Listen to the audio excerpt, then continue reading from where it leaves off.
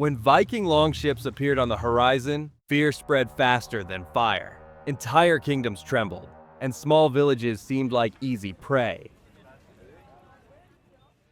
Yet history tells a different story. In many places, it wasn't kings or great armies who stood in the way. It was farmers, fishermen, and families who refused to run.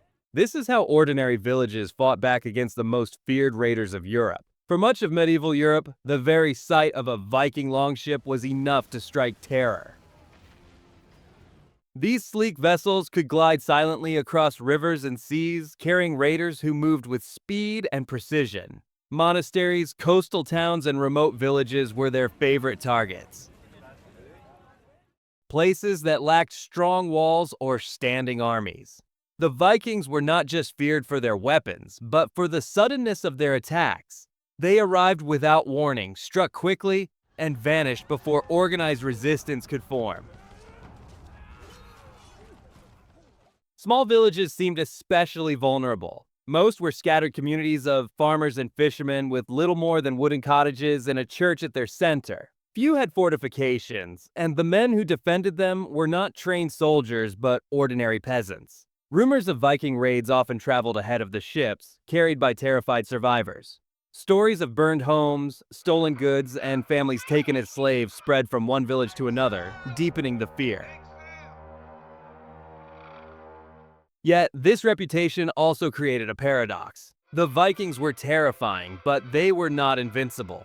Their raids relied on surprise, mobility, and the weakness of their targets. A well-prepared defense, even from a small community, could throw them off balance. The same qualities that made villages seem like easy prey sometimes became the very reasons they could resist. Their small size meant they could act quickly, unite fast, and use their surroundings to their advantage.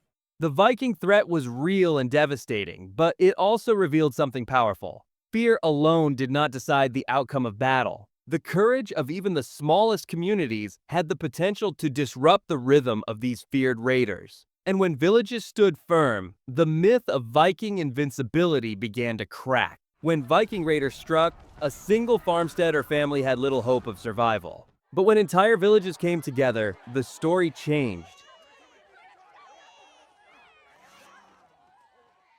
Unity became the strongest weapon small communities possessed, transforming ordinary peasants into an organized defense force. Neighbors who normally worked their fields side by side quickly turned into comrades in arms. Farmers carried axes meant for chopping wood, fishermen brought spears designed for rivers, and shepherds gripped staffs hardened in fire. None of these tools were forged for war, yet when wielded together they formed a wall of resistance. Men, women, and sometimes even older children stood side by side, ready to protect their homes. Communication was key. Villages developed simple but effective warning systems, church bells that rang urgently, horns blown across valleys, or fires lit on high hills that sent signals racing from one community to the next. These alerts bought precious time, allowing families to gather inside makeshift defenses and militias to assemble before the raiders arrived. Unity also meant coordination beyond a single settlement. Villages often formed alliances with nearby communities, promising to aid one another in times of danger. What began as scattered farms suddenly became a chain of resistance. A Viking band expecting a quick raid sometimes found itself facing not a few frightened peasants, but dozens of determined defenders drawn from across the region. For the Vikings, speed was everything. They relied on panic and disorganization to overwhelm their victims. But when villagers acted as one, panic turned into discipline. The courage of one family became the courage of all, and the Vikings' advantage of fear began to fade. Like seeing how ordinary people stood up to the Vikings? Subscribe now for more epic history videos. Once united, villages needed more than courage. They needed barriers. For ordinary farmers with no stone castles or professional armies, even the simplest defenses could mean survival. Across Europe, communities learned to turn their surroundings and limited resources into fortifications strong enough to slow the Vikings down. Wood was the most available material, and it became the backbone of village defenses. Tall palisades of sharpened logs encircled homes and fields, creating a wall that forced raiders to fight their way in rather than sweep through. Ditches dug around these barriers trapped charging men and horses in the mud. In some regions, earth mounds were piled high, topped with wooden walls, giving defenders a vantage point from which to hurl stones, spears, or boiling water at attackers. Churches, often the only stone buildings in a settlement, were quickly transformed into strongholds. Villagers barricaded doors, reinforced windows, and gathered inside when danger approached. On hilltops and ridges, wooden watchtowers were erected, allowing guards to spot longships on the horizon and raise alarms before the raiders landed. Geography itself became a weapon. Marshes and rivers acted as natural barriers, slowing heavily armed men as villagers struck from safer ground. Narrow bridges or passes turned into choke points, where just a handful of defenders could hold off a much larger Viking band. Forest paths were blocked with fallen trees, funneling raiders into traps where local fighters waited. What these defenses lacked in elegance, they made up for in speed and creativity. A palisade could be built in weeks, a ditch dug in days. Farmers, craftsmen, and even children took part in construction, knowing that their survival depended on it. And while no wall could stop a determined Viking army forever, these barriers gave villages the one thing they needed most: time. Time to rally fighters, hide the vulnerable, and sometimes to make the raiders decide the fight was no longer worth it. When Viking raiders stormed inland, they relied on speed, shock, and open ground to win. But small villages, lacking heavy armies, responded with intelligence. They crafted specific tactics that turned their weakness into power, using surprise and the element of the unknown as their greatest weapons. One common method was the pitfall trap, a concealed hole dug along paths or near likely routes. Villagers lined the bottom with sharpened stakes and covered the opening with branches and soil. Raiders, rushing forward in pursuit of plunder, often fell in and were injured or killed before they even reached the homes they wanted to raid. It was a brutal but effective way of cutting down their numbers. Another strategy was the use of ambush corridors. In narrow forest tracts or mountain passes, villagers hid behind rocks and trees. When Vikings advanced in small groups, defenders would suddenly erupt from both sides, throwing spears, axes, and stones. With no room to form their famous shield walls, the raiders lost their advantage, often panicking under the sudden storm of attacks. The bridge ambush was also a favorite. Villagers would lure Vikings across a narrow wooden bridge or shallow ford, then break the structure or block it. Trapped between the river and defenders, the raiders struggled under the weight of their weapons and loot, making them easy targets for swift strikes. At night, some communities staged surprise counter raids. Waiting until the Vikings were drunk on stolen meat or scattered across homes, villagers would slip into the darkness and attack with firebrands and axes. What began as a Viking celebration could end in chaos, with ships ablaze before dawn. These tactics were not about open victory, but about survival through cunning.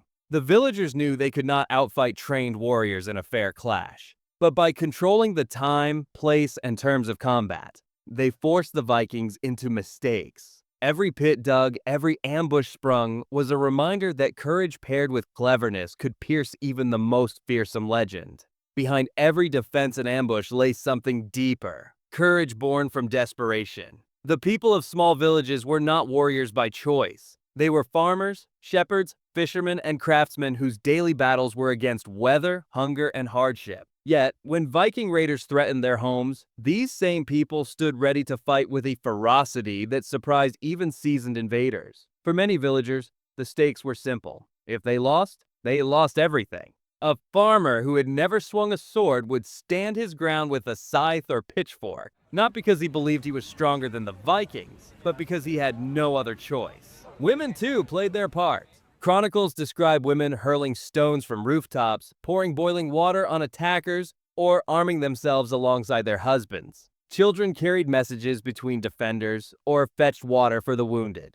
In moments of danger, an entire community transformed into an army, bound not by training, but by love of home.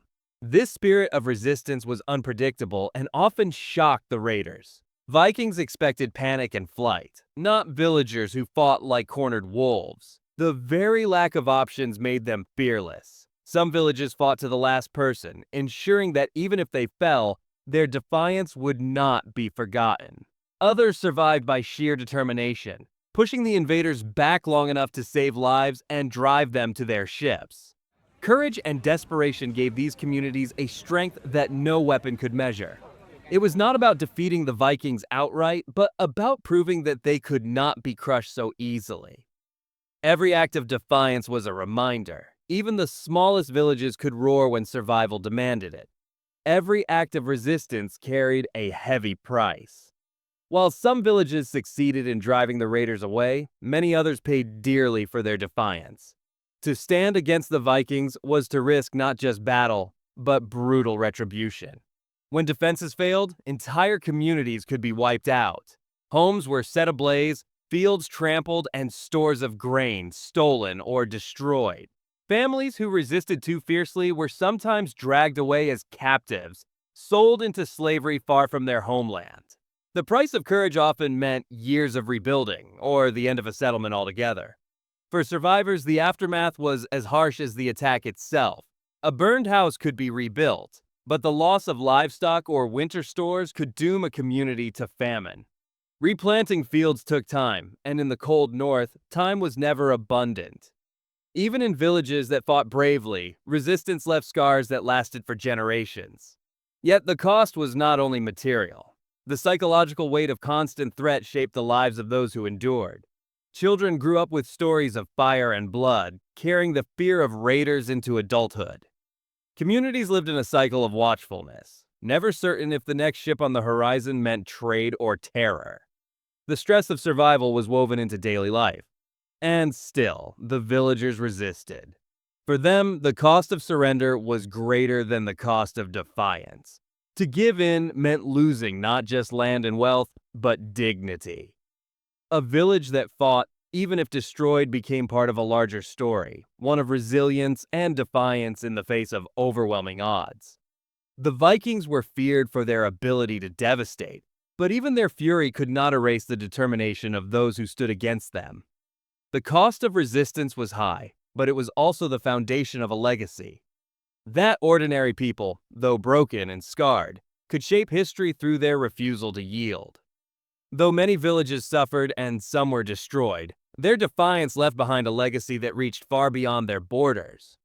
Resistance, even when costly, proved that the Viking tide could be challenged. This memory lived on in chronicles, sagas, and oral traditions, shaping the way later generations understood both the raiders and the people who stood against them. Medieval writers recorded tales of small communities that dared to resist, and these accounts gave hope to others who lived under the shadow of Viking sails. In monasteries, scribes noted not only the terror of raids, but also the rare moments when ordinary folk forced the raiders to retreat. These stories grew into legends of courage, passed down through families who remembered ancestors that had once defended their homes against overwhelming odds. The lessons of resistance also influenced the way Europe evolved. Many villages that once stood unprotected eventually grew into fortified towns and cities. Simple wooden palisades were replaced by stone walls, and communities developed permanent militias. The idea that small settlements could hold out against powerful invaders laid the foundation for the fortified Europe of the Middle Ages. Culturally, the memory of resistance became a source of pride. Songs, folktales, and later chronicles painted villagers not as helpless victims, but as people of grit and determination. For rulers and leaders, these stories showed the importance of local unity, and for common folk, they reinforced the belief that even the weakest could stand tall when united. The Viking Age eventually passed, but the spirit of defiance lived on. Across Europe, villages and towns remembered that survival had not come from kings or armies alone. It had come from ordinary men and women who refused to surrender. Their legacy was not just in stone walls or rebuilt farms, but in the enduring lesson that strength could rise from the ground up. The villages that resisted may have been small, but their courage carved out a place in history as enduring as the sagas of the Vikings themselves. These villages did not always win, and many paid a heavy price. But their refusal to surrender left a legacy of courage that shaped Europe for centuries. They turned fear into resolve, desperation into strength, and simple communities into symbols of resilience. If you enjoyed this journey into forgotten courage, subscribe now and join us for more epic stories from the Viking world.